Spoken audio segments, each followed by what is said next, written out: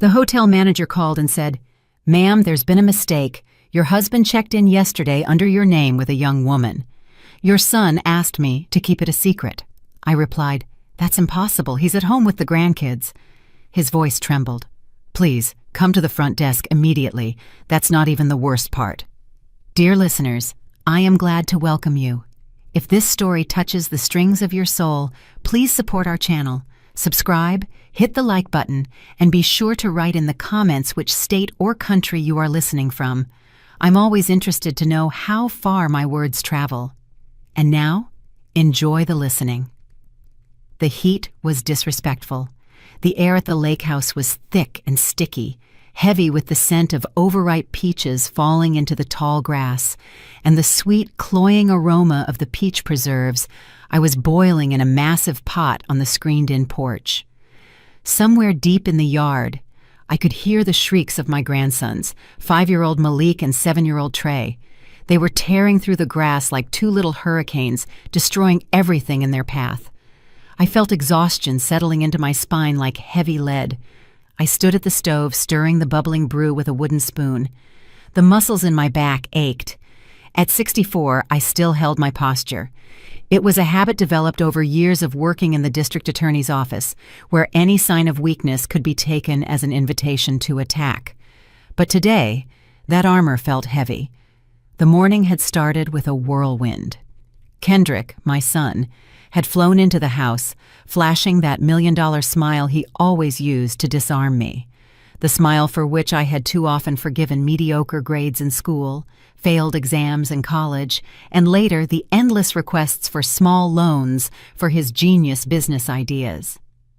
"Mama, you're the best," he exclaimed, leaving the boys in the hallway with their backpacks. "Pop and I will be back Sunday evening. It's a purely male excursion. Fishing, tents, mosquitoes. But you understand, we need this time." Male bonding. He kissed me on the cheek. He smelled of expensive cologne.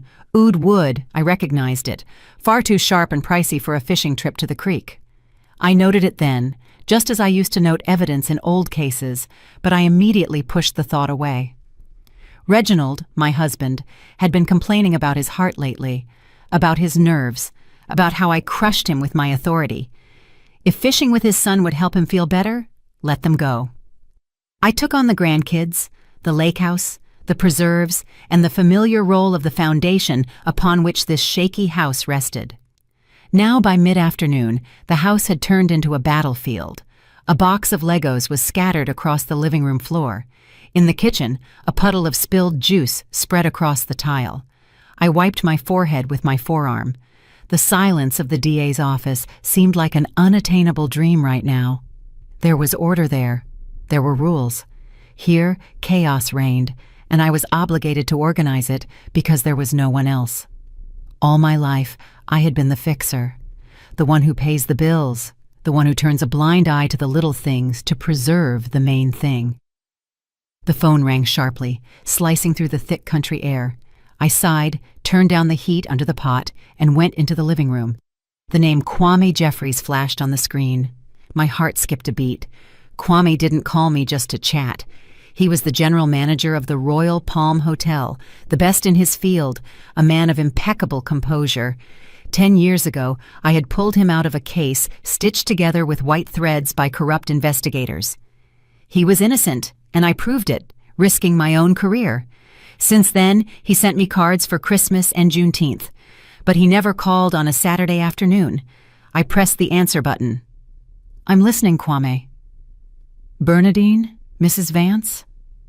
His voice sounded strange, tight. It lacked its usual velvety confidence. "Forgive me for bothering you on the weekend. I know this is a violation of all privacy protocols, but my conscience won't let me stay silent. You've done a lot for me. I can't do otherwise."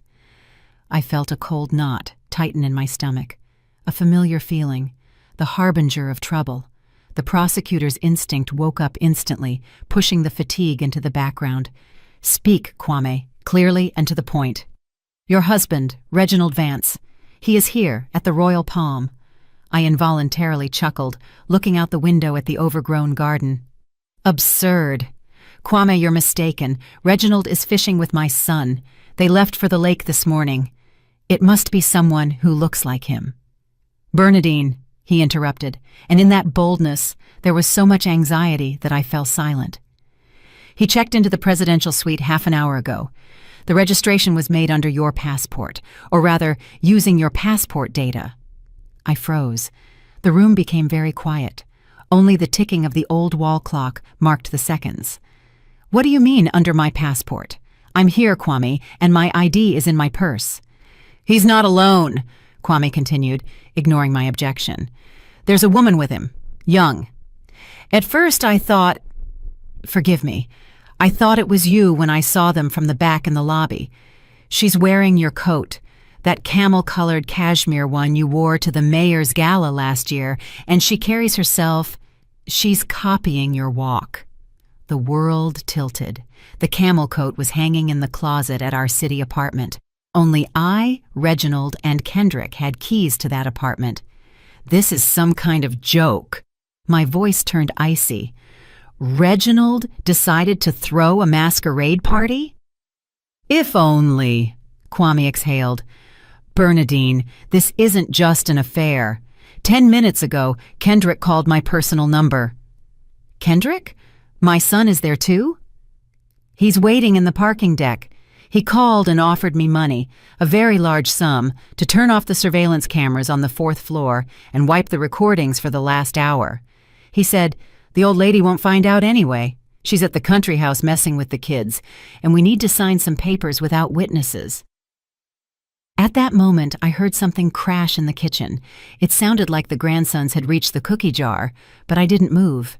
Inside me, where a second ago there had been fatigue and domestic irritation, an icy void was now expanding. Fishing. Male bonding. They hadn't just lied to me, they had used me as a babysitter to free up their time. But for what? Why would a woman wear my coat? Why register under my name? And why would Kendrick, my boy whom I had always protected from his own mistakes, need to disable cameras? "Bernadine."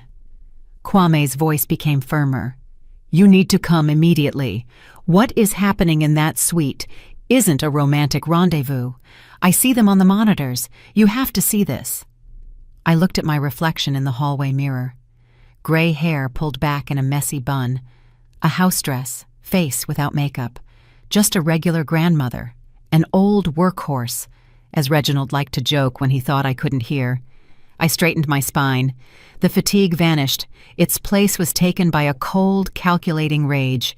"Kwame," I said quietly, "don't turn anything off, and under no circumstances let them know you called me. I'm on my way." I hung up. The preserves in the kitchen seemed to be starting to burn, but it didn't matter anymore. My family had started a game, the rules of which they did not understand. They forgot who I was. They thought they were deceiving a retiree, but they had awakened the district attorney. I turned off the gas under the pot of preserves with one sharp movement. The sweet, cloying foam had already begun to settle, leaving burnt marks on the edges, a metaphor for my family life, which I seemed to have kept on the fire too long. 5 minutes later, I was pounding on the door of Miss Hattie, our neighbor. "Emergency in the city," I said, trying to keep my voice steady. "Issues with paperwork from the old job. The boys have eaten, but they need eyes on them. Can you help me out?" Miss Hattie, a kind soul, just nodded, wiping her hands on her apron. "Of course, Bernie, don't worry. Go on." I wasn't worried. I was turning to stone. The drive to the city took 40 minutes, though usually I spent an hour. I drove the way I hadn't driven in years, aggressively, cutting corners, ignoring the pitiful screech of tires on the turns. My old, reliable SUV, which Reginald had long urged me to sell for something more status-appropriate, roared, sensing its owner's mood. Kwame's phrase played in my head like a broken record. "She's in your coat." I didn't cry. Tears are for those who surrender or for those hoping for sympathy. I was driving to a crime scene, and at a crime scene, an investigator needs a clear head and dry eyes. The Royal Palm met me with its majestic facade, shining in the rays of the setting sun. But I drove past the main entrance with its liveried doormen. I turned into the narrow alley leading to the service gates. There, by the loading dock, which smelled of fresh laundry and expensive tobacco, Kwame was waiting for me. He looked aged since our last conversation, dark circles under his eyes, a tense line to his mouth. Seeing me, he stepped forward but didn't offer his hand. He understood that now was not the time for social gestures. "Mrs. Vance," he said quietly, opening the heavy metal door for me. "Thank you for coming so quickly." "Lead the way," I said briefly. We walked through a labyrinth of service corridors, past housekeepers with carts who shrank fearfully against the walls at the sight of the manager, and cooks carrying trays of canapés. My sneakers moved silently on the concrete floor. I felt like a ghost in my own life, a life that another woman was currently wearing 3 floors up. The security room was plunged into semi-darkness. A wall was occupied by a mosaic of dozens of monitors flickering with cold light. The air hummed with cooling fans and the smell of stale coffee. Kwame gestured for the young security guard to leave. "We are alone. Camera 402, Kwame said, pointing to the central screen. The image was crisp, high definition, the pride of the security system I had once recommended the hotel owners install. The presidential suite, a spacious living room with antique furniture, heavy burgundy drapes. In the middle of the room, Reginald was pacing nervously. He held a glass of whiskey in his hand. I recognized that gesture, the way he swirled the ice before taking a sip. He was pale, his shoulders slumped, his jacket thrown onto an armchair. He didn't look like a happy lover, but like a man awaiting execution. And then she walked into the frame. My breath caught. It wasn't just a resemblance. It was a terrifying theatrical mirror. The woman was about my height, maybe a little fuller, but the cut of my camel coat, which she hadn't even taken off inside the room, hid that. On her head was a wig, artfully styled gray hair, exactly my hairstyle, the severe bun I've worn for 30 years. She walked to the table and leaned over. The light caught her chest, and I saw a flash of green fire. My brooch, an emerald set in antique gold, a family heirloom, my mother's gift for my law school graduation, a brooch that should have been lying in a velvet box in the safe of our bedroom. Reginald knew the code. Of course, he knew the code. I felt my fingernails digging into my palms until it hurt. He hadn't just stolen jewelry, he was stealing my identity. The woman sat at the table. Before her lay a tablet and a stack of papers. She picked up a stylus. Her movements were uncertain, jerky. She wrote something, erased it, wrote again. "What is she doing?" My voice sounded hoarse. "Alien." "Practicing," Kwame answered, not looking at me. He placed his hand on the audio control panel. "Ready? This is the hardest part." I nodded. Kwame turned the dial. The static in the speakers was replaced by voices. The quality was perfect, as if I were standing right next to them. "No, not like that," Reginald said irritably on the screen. His voice trembled with tension. "Tanisha, you're putting the loop too early. Bernadine's signature is sharp. At the end, there's always a hard slash down like a whip crack. Try again." The woman, Tanisha, sighed. Her voice was younger than mine, rougher, with a slight accent she was diligently trying to hide. "Reginald, baby, I've been writing for an hour. My hand is tired. Maybe that's enough?" "Right!" he barked, and I flinched. I had never heard him yell at strangers like that. At home, he always played the role of the soft, agreeable intellectual. "Thorne will be here in 20 minutes. Everything must be perfect. Give me the text." With intonation. Tanisha straightened up, adjusted the collar of my coat, and looking at an invisible point in front of her, began to speak. And with her words, the floor disappeared beneath my feet. "I, Bernadine Olivia Vance," she began, trying to mimic my timbre, my pauses, "being of sound mind and memory, hereby transfer all property rights to the Vance estate, as well as general power of attorney over all my bank accounts, to my son, Kendrick Reginald Vance." She paused, peeking at a cheat sheet. "Effective immediately. Due to my—" she stumbled. "Due to my deteriorating health condition and inability to adequately assess financial risks." A deathly silence hung in the security room. I stared at the screen, at this dressed-up doll in my clothes, and realized that before me was not a scene of marital infidelity. This was my funeral, a living funeral. Deteriorating health condition, inability to assess. They didn't just want to take the money, they wanted to declare me incompetent, a crazy old woman who had lost her mind and needed guardianship. My husband, my son, the people for whom I lived, breathed, worked. I felt something hot rising to my throat, but I swallowed the lump. Rage, pure and distilled, displaced the pain. I remembered everything. Every sleepless night I bailed Kendrick out of trouble. Every pill I handed to Reginald. Every dollar I saved, denying myself a vacation. "They aren't cheating on me, Kwame," I whispered, not taking my eyes off the screen. "They are erasing me." I shifted my gaze to the manager. There was horror in his eyes. He expected me to break, to scream, to cry, to faint. Instead, I unbuttoned my cardigan, feeling the familiar cold calm of the courtroom return. "Kwame," my voice became hard as steel. "I need the guest list. Who else is registered in connection with this room, besides Kendrick, who is waiting outside?" Kwame quickly tapped on the keyboard. "There is a guest pass for an Elias Thorne." The name hit me like an electric shock. The puzzle snapped together instantly. Thorne, the dirty lawyer, a slippery type who specialized in complex inheritance cases. 10 years ago, he had evaded responsibility because a key witness disappeared. "Thorne," I repeated, and a smile appeared on my lips that made Kwame involuntarily recoil. "Excellent. Simply excellent." I took my phone out of my purse. My hands were no longer shaking. "Mrs. Vance, what are you going to do?" Kwame asked. "Call the police?" "The police will come, Kwame, but later." I dialed a number I hadn't used in 5 years. "First, we're going to arrange a confrontation. Only I will be the judge." "This is Vance," I said into the phone, eyes glued to the monitor. "Hello, Deshawn." Silence hung on the other end, interrupted only by the rustling of papers. Deshawn, the head of the IT and Archives department, a man who was afraid of his own shadow, would recognize my voice even from the grave. And on the screen at that moment, a scene was playing out that made bile rise in my throat. Reginald, having drained his glass in one gulp, put his phone on speaker. Kwame immediately piped the sound into our room. "Kendrick!" My husband's voice broke into a squeal. "Where the hell are you? This actress is already losing it. We can't wait forever."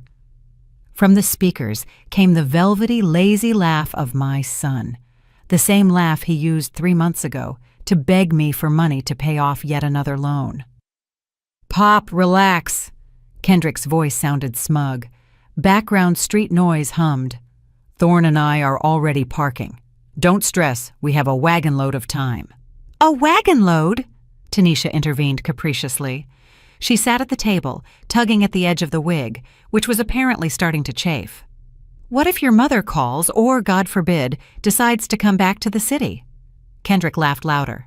"Tanisha, baby, you overestimate my mother. She's at the lake house passed out. The grandkids sucked all the juice out of her before lunch. She's probably already asleep in the armchair in front of the TV with her mouth open." He paused, and I heard the sound of a lighter. "She's like an old plow mule. She works and works until she drops. It wouldn't occur to her to check where we are. She's too simple for that, too trusting." Plow mule, simple. These words hit me harder than the sight of another woman in my coat. I felt the blood drain from my face, leaving a cold, ringing clarity. So that's how they see my care, my entire life laid down for their comfort. Not as love, but as the stupidity of a draft animal that can be used and then sent to the slaughterhouse. "Bernadine, Mrs. Vance?" The voice in my phone receiver trembled. Deshawn had finally found his speech. "My God, how many years? Has something happened?" "Something happened, Deshawn," I replied in an icy tone, watching Reginald pour Tanisha champagne from the minibar. They clinked glasses. To success, to stupid wives. "I need your help, urgently, right now." "It's Saturday, Bernie. Archives are closed. You have remote access to the server." "Don't lie to me," I interrupted. "I need the old file." 2014. Elias Thorne. The pause on the line hung again, this time heavy. Thorne, whispered the archivist. Bernie, you know that case was sealed. It's marked destroyed due to expiration. The brass gave the order to forget it. I remember who gave the order, Deshawn, and I remember that you are a man who keeps backups. You kept the scans of the interrogations that accidentally disappeared from the folder before the trial. You told me then, just in case, Mrs. Vance, suddenly the wind changes. The wind has changed. I saw on the adjacent monitor a black sedan pulling up to the hotel entrance. Kendrick stepped out, adjusting a jacket bought with my money. Following him, wheezing, emerged a heavy-set white man with a leather briefcase. Elias Thorne. He had aged, expanded in width, but I would recognize that shifting, predatory gaze out of 1,000. Bernie, if anyone finds out I accessed the Black Archive, I'll be fired without severance. If you don't send me the file right now, Deshawn, I will remind the Attorney General exactly who was on duty in the archives the night the originals went missing, and then firing will be your smallest problem. I wasn't bluffing. There was no threat in my voice, only a statement of fact. This was my element. Not the kitchen with preserves, not the garden beds, but this hard, ruthless bargaining where the currency is other people's sins. Deshawn sighed heavily. I could hear keys clacking. What exactly do you need? The fraud case involving the estate of Senator Jenkins' widow. I need the maid's testimony. The one where she claims the widow was under psychotropic drugs when she signed the deed, and the independent expert's conclusion on the forged handwriting that Thorne didn't notice. Give me 2 minutes, he surrendered, sending to your encrypted messenger. But Bernie, be careful. Thorne is a man with connections now. People with connections have bones that break just as loudly as everyone else's, I replied. I hung up. On the screen, Kendrick and Thorne were already entering the elevator. They were smiling. Thorne was telling my son something, gesturing actively with his free hand, and Kendrick was nodding obsequiously. They were rising to the 4th floor, straight into the set trap. Kwame looked at me. In the dim light of the security room, his face seemed pale. Did you know they would invite him specifically? He asked quietly. I hoped. I gripped the phone until my knuckles turned white. Criminals rarely change proven methods. They are lazy, Kwame, just as lazy as my husband. The phone in my hand vibrated briefly. A message from Deshawn, file downloaded. I opened the document, dense text, scans of yellowed pages, stamps. Here it was. The weapon I sought 10 years ago was now in my pocket. Thorne thought he was going to process easy prey from a simple old woman. He didn't know he was walking into his own trial. They are approaching the door, Kwame said, looking at the corridor monitor. Excellent. I took a deep breath. I felt a cold calm spreading inside before the battle. Let them enter. Let them relax. Let Thorne lay out his papers. Let them taste victory. And then we slam the lid. The door to room 402 swung open, and my son appeared on the monitor screen. He walked in with a master's gait, arms spread wide as if he intended to embrace the whole room, or rather, everything this room symbolized: my fortune, my real estate, my freedom. Following him, shuffling in short steps and clutching a plump leather briefcase to his chest, crawled Elias Thorne. Well, where is our star? Kendrick asked loudly, scanning the living room. I hope the makeup is ready. We're short on time. Elias here charges by the hour, and it's higher than the girls from the escort service. Forgive the comparison, Thorne giggled nastily, wiping his forehead with a handkerchief. Time is money, Kendrick, especially when it comes to such delicate transactions. I watched them, sitting in the chair in the security room, and felt the last warmth dying inside me. You know, they say a mother's love is unconditional, that it can survive anything. I thought so, too. I thought so when I bailed out his first business. I thought so when I paid the lawyers after that DUI. But right now, watching my son pull a professional video camera and tripod out of a bag, I realized love is mortal. It can be killed. And my son had just delivered the final, fatal blow. Why the camera? Reginald asked, nervously fingering a button on his shirt. He clearly felt uncomfortable in the notary's presence. "For insurance, Pop." Kendrick busily set up the tripod opposite the desk.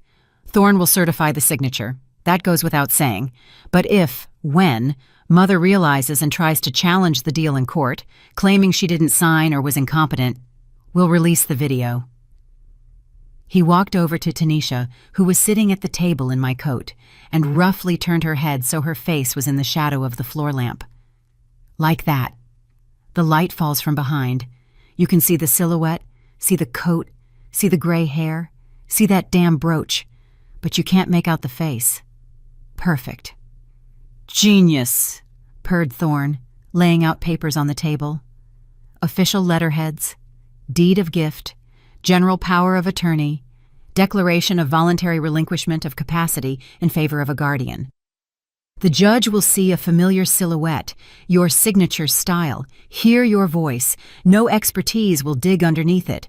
This is called an ironclad alibi of presence. I watched this performance and felt a strange detachment. It was as if I were back at work behind the glass of an interrogation room watching seasoned criminals. Emotions shut down. Only facts remained. Corpus delicti, fraud on a particularly large scale, conspiracy, forgery of documents. My husband, my son. They didn't just want to steal the money. They wanted to expose me to the whole world, to my colleagues and friends, as a mad old woman who gave everything away and forgot about it. "Kwame." My voice was quiet, but in the small room, it sounded like an order. "Turn off the AC in 402. The manager sitting next to me flinched and turned to me. "Excuse me?" "Turn off the climate control system in the suite and cut off the ventilation." Kwame hesitated for a second, but seeing my face, he nodded and quickly typed on his terminal keyboard. "Done. System halted." The Royal Palm, an old hotel. The walls here are thick. The windows in the suite don't open for safety and noise insulation. And the heavy velvet drapes, which were now tightly drawn by Kendrick's order, created a thermos effect. Without a flow of fresh air, with 3 people and running equipment, the temperature in the room would start climbing very fast. On the screen, I saw Thorne begin the preparation. "All right, Tanisha, darling," the lawyer tapped a finger on the paper. "First here, full signature, slowly, confidently." "Kendrick, is the camera rolling?" "Rolling," replied the son, looking into the viewfinder. "Action!" commanded Thorne. Tanisha picked up the pen. I saw her back tense under the fabric of my coat. She was hot. A synthetic wig, a wool blend coat in a closed room. In a couple of minutes, she would be unbearable. But I needed not just to make them sweat. I needed to sow panic, disrupt the self-satisfied rhythm, make the rats run around the cage. I took out my smartphone. In my time as DA, I dealt with the cybercrimes division.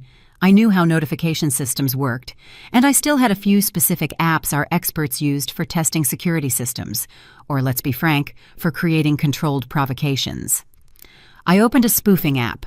In the From field, I typed DOJ Financial Crimes. I formulated the text message quickly, legally precise, terrifying. Attention! Unauthorized liquidation of assets detected on Vance Group accounts.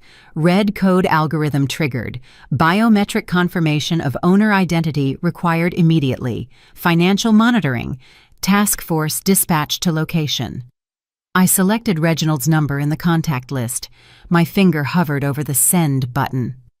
On the screen, Thorne was handing Tanisha the second sheet.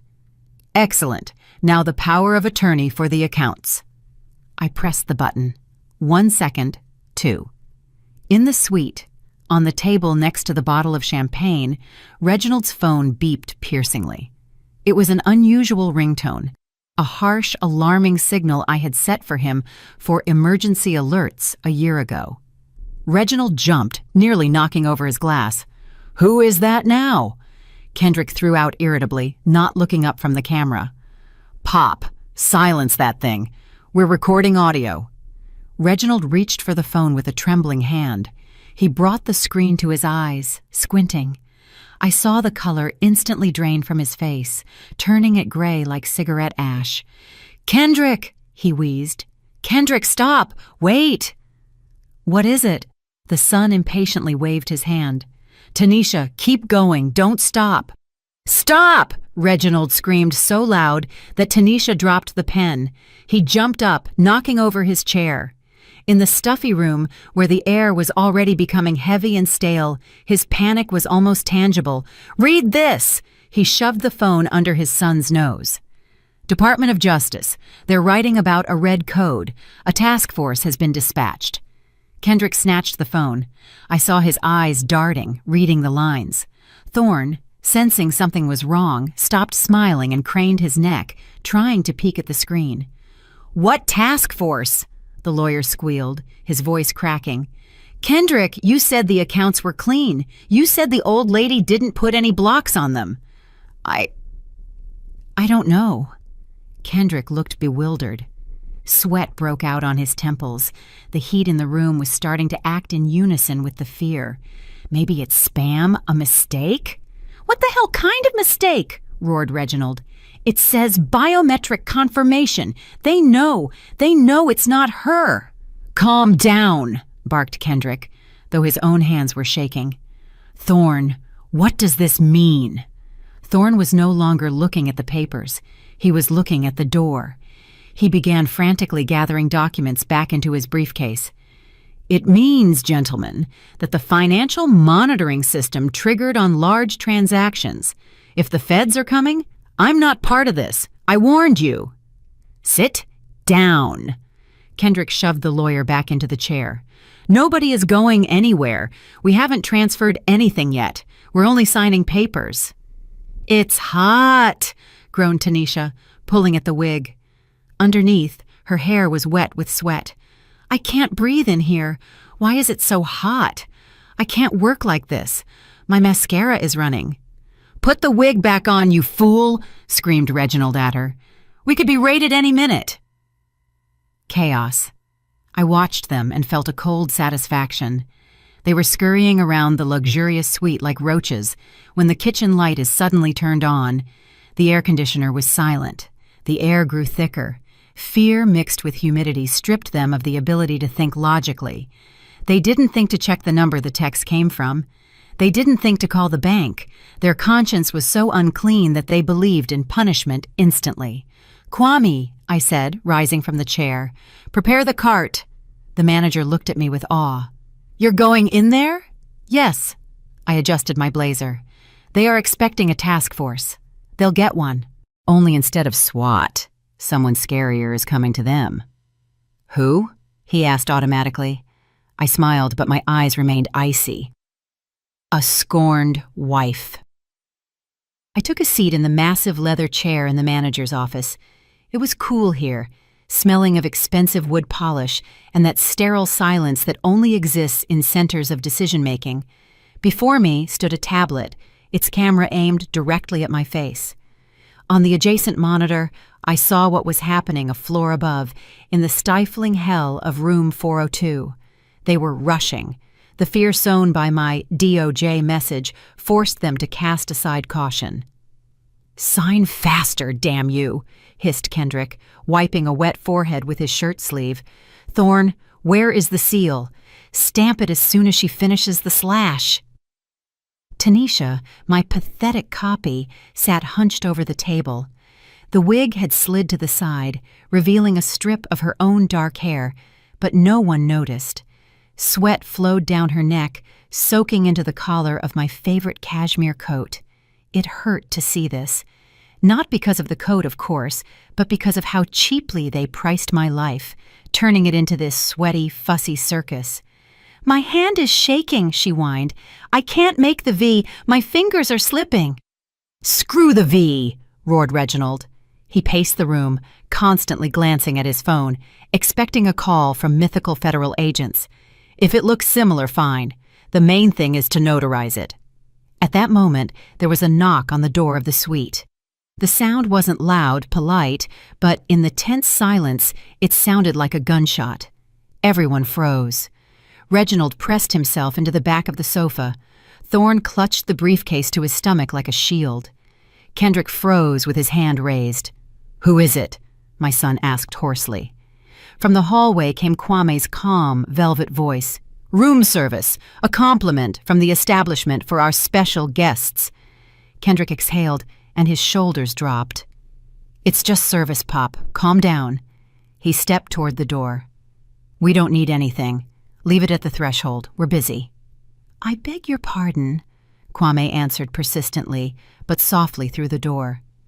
"This is a personal order from the owner. Cristal champagne and ice.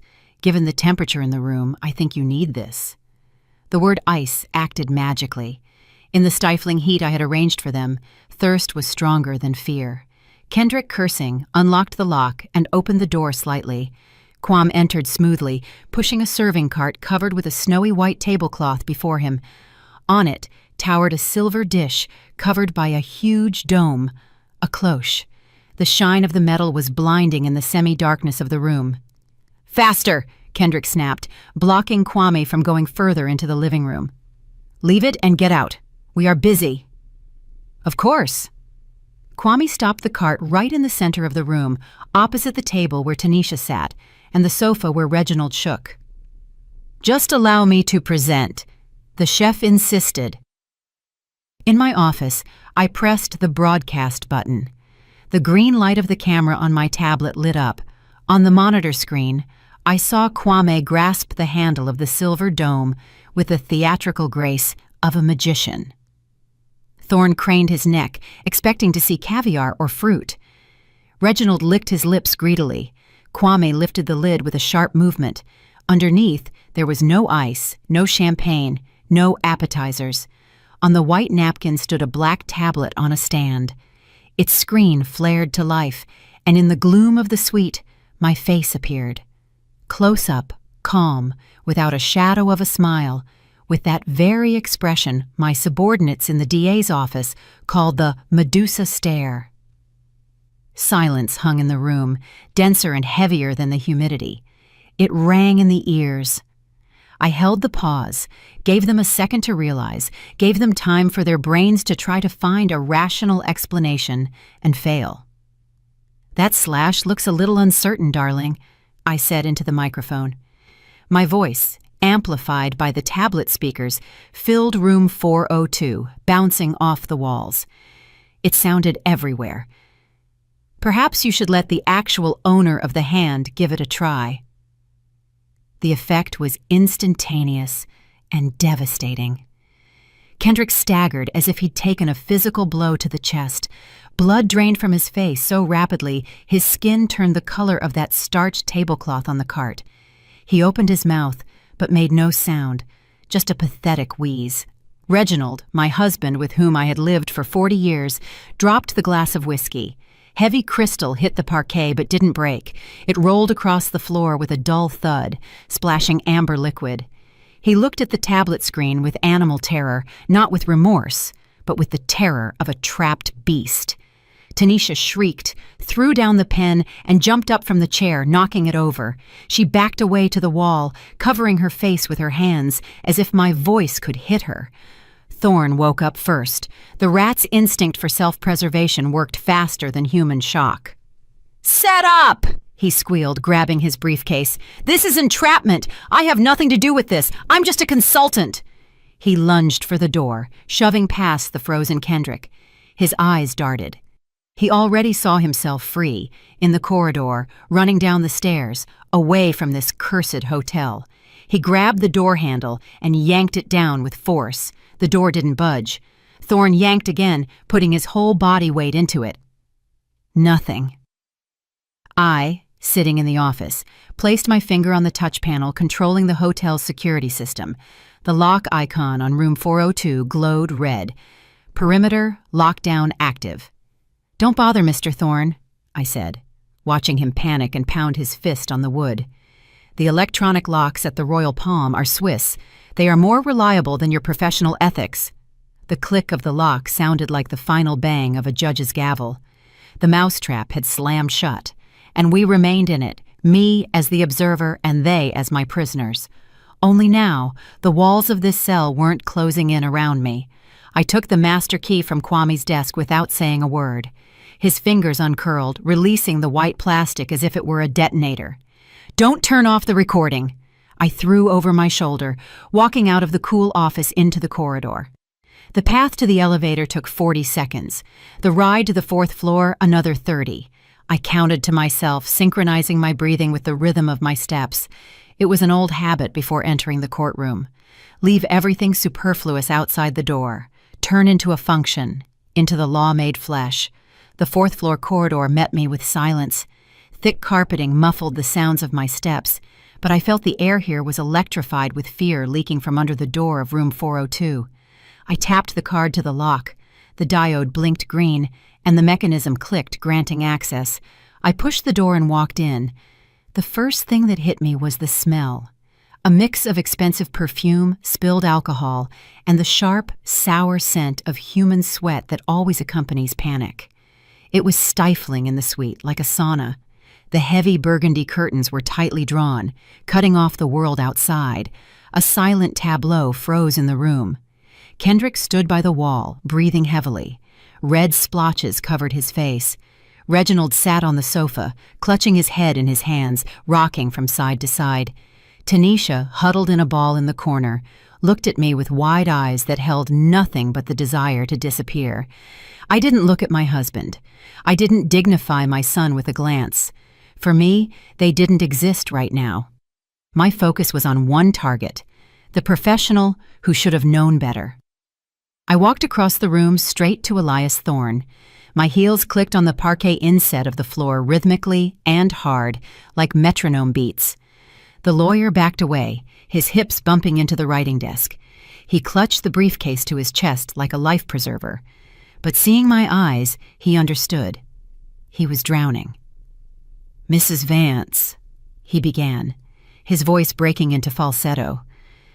This is a misunderstanding. I was misled. I assumed." I stopped a step away from him, took out my phone, unlocked the screen, and shoved it under his nose, brightness cranked to maximum. "Read, Elias," I said quietly. "Case number 48B, 2014, interrogation protocol of witness Betty S., the very maid whose testimony you so conveniently lost before the inventory of the senator's widow's estate." Thorne turned white. Sweat drops on his forehead merged into streams. He recognized this document. He knew this ghost was buried deep, and the fact that I held it in my hands here and now meant the end for him. "I have the original scans, Elias, and a motion to reopen proceedings based on newly discovered circumstances is already sitting in the drafts on the DA server. I just need to press one button." He shifted his gaze from the phone to me, then to the closed door, then back to the phone. His lips trembled. "Bernadine, I have a family. I have a license. If you walk out of here with those papers," I nodded at the table where the deed and power of attorney lay, "you won't just lose your license, you'll sit for about 8 years for fraud as part of an organized group." Thorne twitched as if shocked. He threw the briefcase aside, grabbed the stack of documents from the table that he had been preparing for signature just a minute ago, and with agility unexpected for his build, ripped them in half. The paper yielded with a crackle. He tore them again and again, turning official sheets into meaningless confetti that fell to the floor like dirty snow. "No papers!" he screamed, throwing the scraps toward Kendrick. "Nothing exists! I didn't notarize anything! I'm not participating!" He jabbed a trembling finger at my son. "It's him! It's all him! Kendrick Vance hired me! He said his mother agreed but couldn't come. He offered triple the rate for the call-out. I am a victim of deception." The silence following his scream was broken by Kendrick's heavy, rasping breath. My son peeled himself off the wall. He looked at the pile of torn paper on the floor, and I saw fear in his eyes replaced by something darker, uglier, pure, unclouded hatred. The mask of the loving son he had worn for years cracked and crumbled. "You," he hissed, looking at me. "You ruined everything." "Like always, I ruined it?" I asked calmly. "I stopped you from stealing my house?" "Your house!" Kendrick yelled, veins bulging on his neck. "Why do you need it? You're sitting on this money like a dog in the manger. You have millions in assets, and you're boiling preserves at the lake and driving an old Jeep. You just rot over the gold while I try to build a life." He took a step toward me. Reginald shrank deeper into the sofa, afraid to intervene. "I needed that money, Mama." Kendrick spat the last word like a curse. "To save the business, to get out of the hole. You wouldn't have even noticed half the accounts missing. You don't even check the balance. I wanted to save us all, and you selfish." I stepped toward him. He was a head taller than me, but looking into his face twisted with malice right now, I didn't see a grown man, but a naughty boy who broke a window and blames the ball. My hand flew up, a short, sharp movement. The sound of the slap was dry and whipping. It wasn't a blow of despair, not the hysterical gesture of an offended woman. It was a blow that puts a period at the end of a sentence, a verdict blow. Kendrick's head jerked to the side. A red mark instantly began to bloom on his cheek. He froze, gasping for air in shock. The silence returned, but now it was different, ringing with tension. "What business, Kendrick?" I asked. My voice was quiet, but every word fell into the silence like a stone. "Are you talking about that shell company, Vector M, you registered 6 months ago?" He slowly turned his face to me. In his eyes flashed real terror, not the kind at the sight of police, but the deep fear of a man whose darkest secret is exposed. "You thought I didn't know?" I continued, not taking my eyes off him. "You thought a former district attorney wouldn't see a classic money laundering scheme? You weren't building a business, son. You turned into a laundromat." I paused, savoring how his world was collapsing. "You gambled it away, Kendrick, and not at poker with friends. You owe the volatile syndicates in Atlanta, and they put you on the clock. You used my accounts to wash dirty money, hoping to cover your debts with the interest." Reginald on the sofa let out a strangled groan. Thorne froze with his mouth open. "You aren't just a thief, Kendrick," I finished, looking at the person I once carried in my arms. "You are an accomplice to organized crime, and today your partners will find out the laundromat is closed. Permanently." The silence that followed my words about the syndicates was dense, almost tangible like cotton wool. Kendrick stood pressed against the wall, his face gray and lifeless. He knew I wasn't bluffing. He knew I knew names, dates, and sums. He was crushed not by the fact that his mother caught him stealing, but by the fact that his grandiose game of big businessman turned out to be a transparent cheap trick. And then Reginald stirred. My husband, who for the last 20 minutes had sat on the sofa looking like a pile of rags, suddenly straightened up. The instinct for self-preservation, the only thing he was truly talented at, kicked in at full power. He realized Kendrick was a sinking ship and decided it was time to transfer back to the familiar, reliable barge, to me. He stood up, his eyes filled with tears, instantly, abundantly, with an ease any professional mourner would envy. "Bernie," his voice trembled, breaking into a pitiful whisper. "Bernie, listen. My God, what have we done?" He stepped toward me, stepping over the scraps of the torn deed lying on the floor.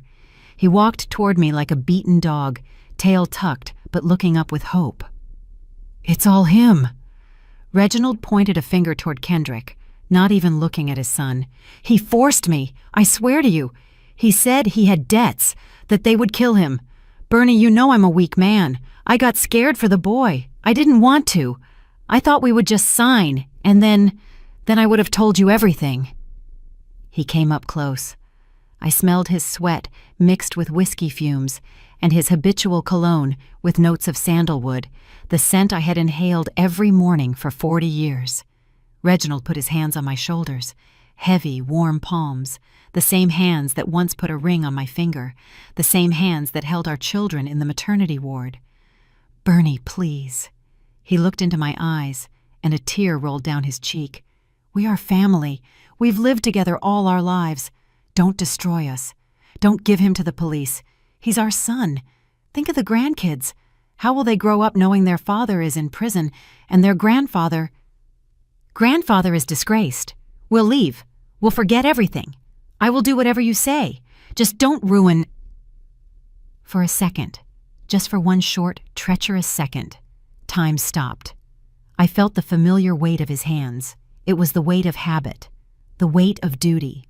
All my life, I had been the pillar they leaned on when the earth fell out from under their feet. Mama will solve it. Bernadine will sort it out. Bernie will understand. His eyes begged for forgiveness. And a part of me, that old part that for years learned to endure, smooth corners, and sacrifice myself for peace in the family, wavered.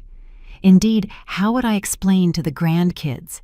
How would I live alone in an empty house? Maybe just take the documents, scare them, and let them go.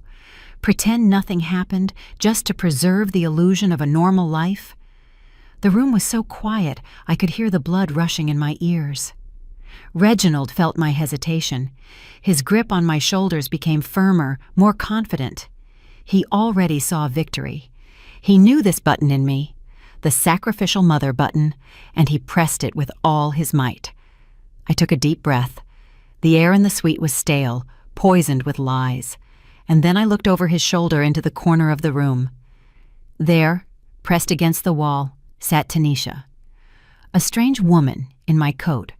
On her chest, dull in the gloom, hung my mother's emerald brooch, an item Mama wore during the hard times of segregation, an item she bequeathed to me with a request to protect our family's dignity. Right now, that brooch was on the chest of a hired actress whom my men hired to declare me insane. Something clicked inside me, not loud like a gunshot, but quiet, like a light bulb burning out. The last thread connecting me to these people snapped. Pity vanished. Only disgust remained. I slowly raised my hands and took Reginald by the wrists. His skin was damp and sticky. I removed his palms from my shoulders.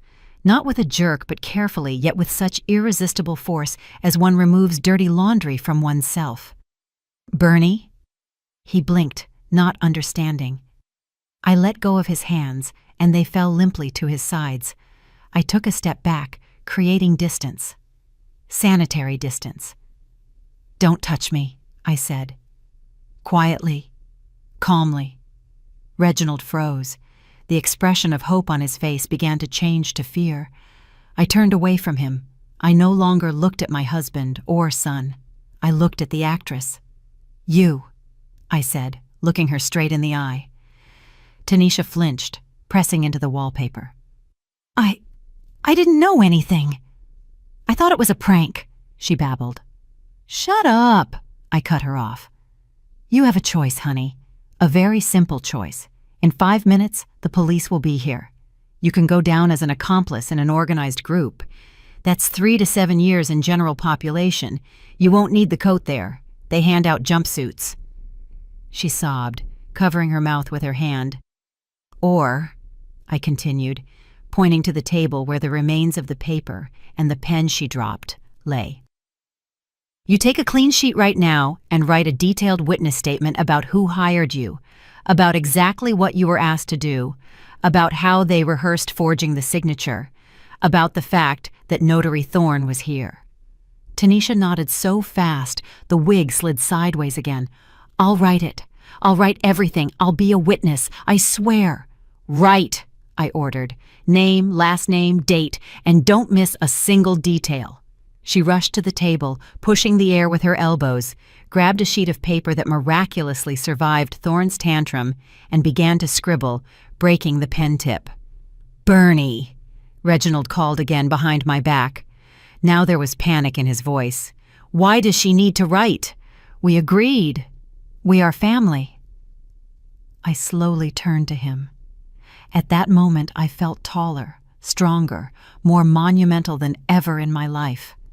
I wasn't just a wife, I was Lady Justice, and the blindfold had finally fallen from my eyes. "We aren't family, Reginald," I said. "Family are people who protect each other. You are parasites, and I am an organism that has finally decided to heal itself." "You can't do this," he squealed, losing the mask. "I have nothing. All the accounts are in your name. The house is yours. You can't throw me out on the street at 65. I'm your husband. By law, half of everything is mine." I smiled. It wasn't a kind smile. It was the smile of a prosecutor, pulling the ace of spades from a folder kept for the finale. "By law?" I asked. How good that you remembered the law, darling. I walked up close to him, forcing him to recoil. You probably forgot, or never read carefully, but when we got married 35 years ago, my father insisted on a prenup. You laughed then and signed without looking because I had nothing but my parents' apartment and ambition. Reginald looked at me with glassy eyes. He really didn't remember or hadn't attached importance to it. In that contract there is Clause 4.2, the so-called bad faith clause. I enunciated every word. If one spouse commits intentional acts aimed at causing financial harm to the other spouse or participates in a conspiracy to fraudulently alienate assets. I paused, enjoying the effect. The joint property regime is annulled completely. The guilty party forfeits the right to any share in assets acquired during the marriage. The silence in the room became dead. Kendrick stopped breathing. Tanisha stopped writing. Even Thorne, huddled in the corner, raised his head. You committed a felony against me, Reginald, I said softly, almost affectionately. You tried to steal my name and my life. Tanisha's witness testimony and video footage from the hotel cameras will prove the fact of conspiracy. Clause 4.2 is activated. Reginald opened his mouth, but couldn't say anything. He slumped onto the sofa, as if the air had been let out of him. I'm not just divorcing you, I finished, looking at the man who had become a stranger to me in an instant. I am evicting you. You leave here not with half my fortune. You leave with what you came into this room with, your suitcases and your son's debts. You leave with nothing. I turned around and walked to the exit, leaving behind the ruins of their greed. Kwame, I said loudly into the empty corridor, knowing he was listening. Call the police. The witness is ready. The police arrived quietly. The Royal Palm is a hotel that values its reputation even during catastrophes, so there were no wailing sirens or flashing lights slicing through the night darkness. Just 2 strict, unmarked cars at the service entrance and 4 officers who came up the freight elevator. Kwame worked flawlessly. When the elevator doors opened on the 4th floor, the corridor was empty. No curious eyes, no maids with phones. Just me, standing by the window at the end of the hall and the door to room 402, behind which my past life had collapsed. Kendrick was brought out first. My son, who an hour ago fancied himself a financial genius and arbiter of destinies, now looked like a deflated balloon. Metal shone on his wrists. He didn't resist, but he didn't lift his head either. Passing me, he slowed his step for a second. I expected him to say something, a curse, a plea, anything, but he just hunched over more and looked away. Shame? No. Rather the realization that the syndicate in Atlanta wouldn't be able to reach him in a holding cell. In some twisted sense, by putting him in jail, I saved his life. But he would never understand that. Next, they led Thorne. The lawyer tried to maintain remnants of dignity, loudly citing articles of the Criminal Procedure Code to the officer holding him by the elbow. This is arbitrary. I will complain to the Bar Association. My client misled me. The officer silently nudged him toward the elevator. The briefcase with the destroyed documents, which forensics had already bagged as evidence, was carried by a young lieutenant. Tanisha was led out last. She was crying, smearing mascara over her cheeks, but she walked voluntarily. Her statement, written with a trembling hand on hotel stationery, became the nail in the coffin of this scam. She received witness status, but she had to spend the night at the precinct. When the corridor emptied, I was left alone. I went down to the lobby 10 minutes later. The huge hotel lobby shone with gold and marble as if nothing had happened. In the center, by a column, stood Reginald. Next to him, looking orphaned, huddled 2 rolling suitcases, the same ones with which he had left for fishing. He held his phone in his hands and was frantically stabbing his finger at the screen. I knew what he was seeing. Notification from the bank, card blocked, account frozen, access limited. I walked past him to the front desk. The click of my heels on the marble made him jerk his head up. "Bernie!" He took a step toward me, but stopped immediately. An invisible wall of bulletproof glass seemed to have grown between us. In his eyes, I saw a mixture of fear and bewilderment. He still didn't believe the old workhorse could kick so hard. Bernie, I have nowhere to go. The cards aren't working. I don't even have cash for a cab. I stopped, but didn't turn to him fully. Just slightly slanted my eyes. You're a healthy man, Reginald. You have hands, feet, and the freedom I generously left you by not filing charges against you personally just for divorce. I think you'll manage. Fishing teaches survival, doesn't it?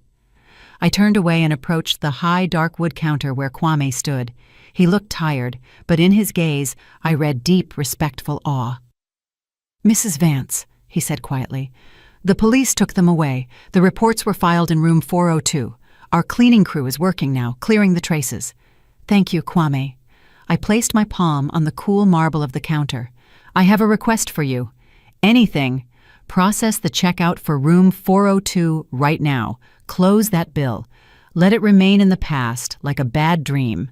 Kwame nodded. His fingers flew across the keyboard. Done. Checkout processed. And now? I took a deep breath, feeling my lungs expand, lungs that had breathed at half strength for 40 years. Process a new check-in. Kwame raised an eyebrow. For whom, Mrs. Vance? For me? Bernadine Vance, presidential suite, the one with the view of the park and the skyline. Reginald, standing a few meters behind, made a strangled sound like a sob. He heard every word. For how long?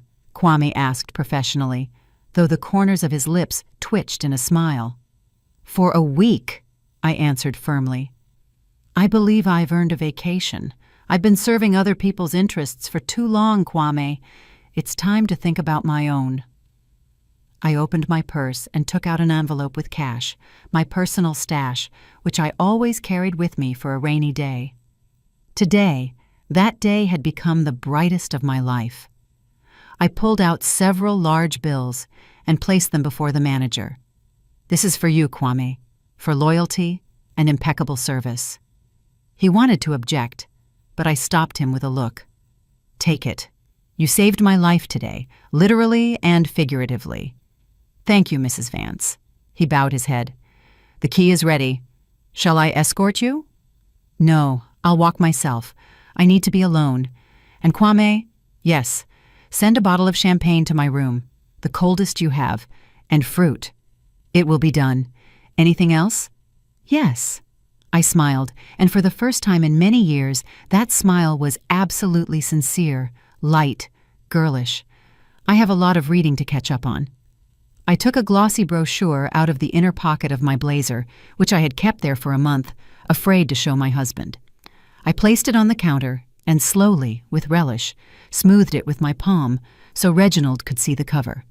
On the bright photograph were depicted cypress alleys flooded with golden sun and ancient vineyards. The headline read, Solo Tour of Tuscany, Gastronomy, Art, and Freedom. Tuscany! Croaked Reginald behind my back. Bernie, that's dangerous. You don't know the language. You can't handle it alone. I told you. I didn't let him finish. I didn't even turn around. I simply took the golden keycard Kwame held out to me and tapped my finger on the brochure. I handled organized crime, a corrupt lawyer, and the betrayal of my own family in one evening, I said loudly, addressing the universe rather than my ex-husband. I think I'll figure out pasta and wine in Italy somehow. I took the brochure and headed for the elevators. My back was straight, head held high. I didn't hear Reginald leave the hotel. I heard only the sound of my own steps, and in that rhythm played the music of a new life, a life that belongs only to me. My dear listeners, that brings us to the end of Bernadine's story. A heavy story, isn't it? There is a lot of bitterness in it, but even more strength. I know that many of you right now might be arguing with the ending. Some will say, how could she do that to her own son? Couldn't she forgive, give a second chance? After all, a mother's heart should be soft, all-forgiving. But I ask you, where is the boundary between love and enabling? Where is the line beyond which sacrifice turns into the destruction of one's own identity? Bernadine endured years of neglect, lies, and consumerism. She gave everything, receiving only mockery behind her back in return. Her son's action wasn't a mistake, but a conscious crime. Did she have the right to close her eyes to this, knowing that impunity breeds only greater evil? Or, by handing them over to justice, did she teach them the most important, albeit cruel, lesson of their lives? It seems to me that the true strength of a woman is not in enduring endlessly, but in saying enough at the right time. Bernadine chose herself. She chose Tuscany, the sun and freedom, instead of a cage of lies, and personally, I give her a standing ovation. Did you like the story, and which city are you listening from? Let's meet in the comments. If you like the story, you can support me by sending a super thanks so I can keep bringing more stories like this. Thank you so much for your sweet support. I'm looking forward to your comments on the story. On the screen, you can see 2 new life stories that I highly recommend. There's so much more on my channel. Don't forget to subscribe. See you in the next life story. With love and respect,